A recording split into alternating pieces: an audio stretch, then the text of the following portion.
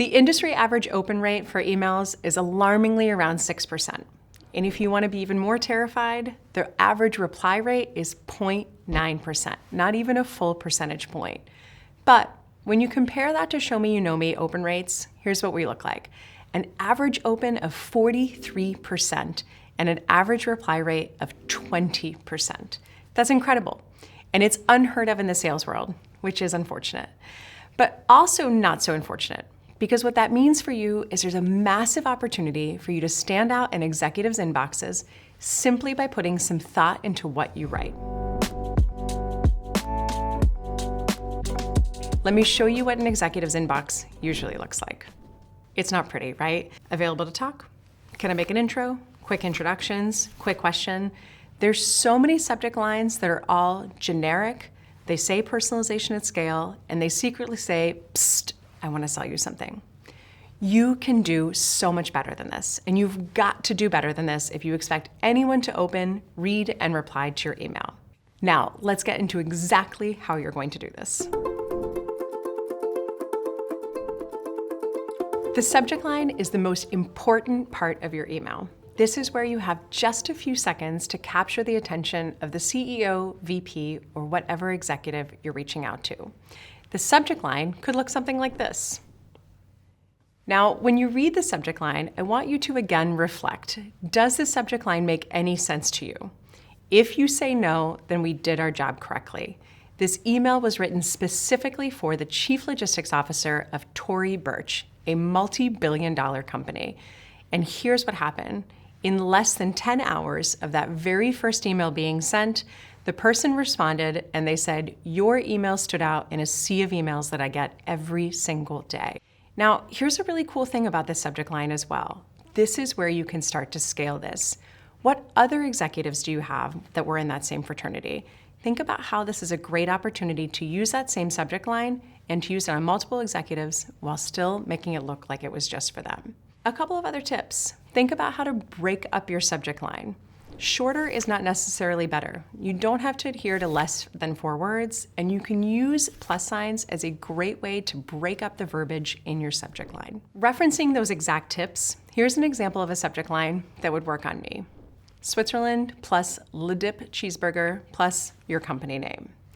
I want you to think about the subject line. Again, it makes absolutely no sense to you, and it makes absolutely no sense to anybody that you know, except for me. I'm originally from Switzerland. I was born just outside Geneva. I live in Washington, D.C., and I often wax poetic about the cheeseburger at Le Diplomat. And your company name doesn't make any sense to me, but the first 2 things do.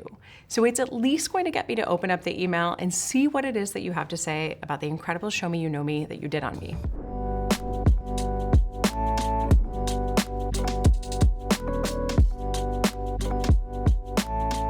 The second most important part of your email is the first sentence.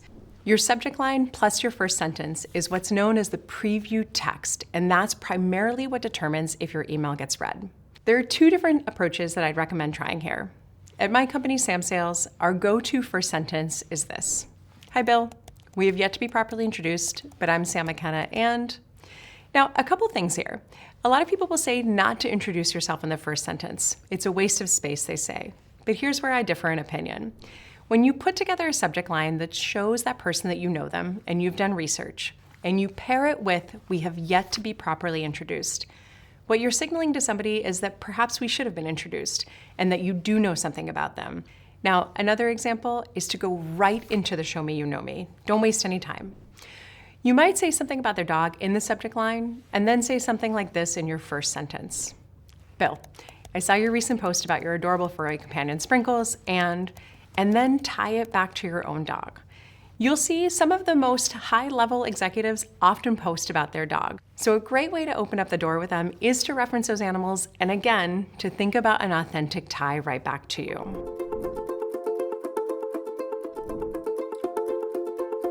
Your value proposition is not what you do. Most emails that we see say what the person does. Now, that's a marketing email. So your value proposition is truly the challenge that you solve. What is it that you do for that particular buyer, and how can you help them? I see this kind of value proposition all the time. Saw you're hiring. We see most CROs struggle because they ignore this challenge we see. want to hear more. Now, we see emails like this because we're often encouraged as sellers to write short emails. But again, I beg to differ here. Longer is better, and here's why. We have to convince our buyer that time with us will be well spent. When you state something specifically that you can solve for them, then think, what is the next big objection? What is the buyer thinking? And what's their rebuttal?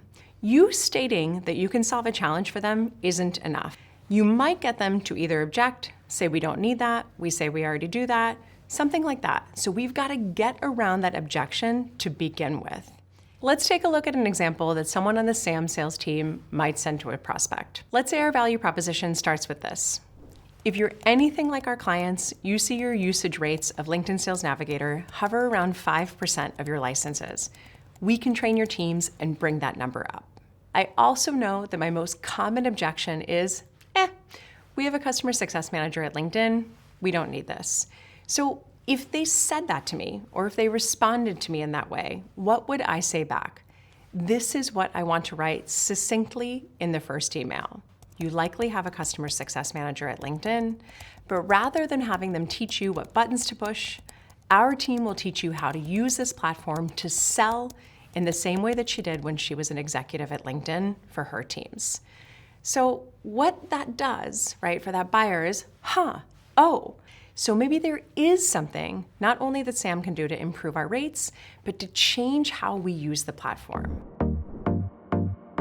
And finally, what you thought would never come, the end of the email. How do we close it? For starters, with any outbound email, and I would tell you even referral emails where you get introductions that are inbound, do not use a calendar link. Why don't we want to do this? It's presumptuous, it's a little rude, and it puts the onus on the individual to schedule time with you. Here's the other thing that I don't like about it. Now that individual is working around your calendar instead of you working around theirs. Another thing to avoid is writing something along the lines of, do you have 15 to 20 minutes tomorrow to chat? Or would Monday at 1 p.m. work? Again, the reason for this is it's presumptuous in terms of a short timeline tomorrow, or it gets too specific and it allows the buyer to say no to Monday at 1, and then you're left in a pattern of chasing them. What I would tell you to do instead is something that looks different and that looks like this. Simply say, do you have time over the next week or two to learn more? Let me know what works for you, and I'll send a calendar invite along accordingly. Nobody sends scripting that looks like that, so not only will you be different, but you'll take their timing and their calendar into effect, allowing you to schedule the call, you to control the timing, and even for you to rearrange things on your calendar to accommodate them. I've just walked you through, beginning to end, exactly how to structure emails that will get replies from high-value prospects. If you want to see a few examples that put it all together, I encourage you to check out the resources section of this course. I also want to challenge you to start putting this all into practice. Set a goal for yourself. Perhaps it's just 20 emails per week. Remember, quality over quantity. But start practicing these emails, writing with this new script, following these new techniques that I've taught you, and I promise you will start seeing results immediately.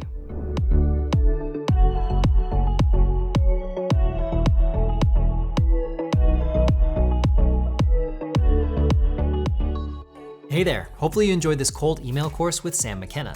There's a lot of value packed into the video, so don't forget to review the key takeaways.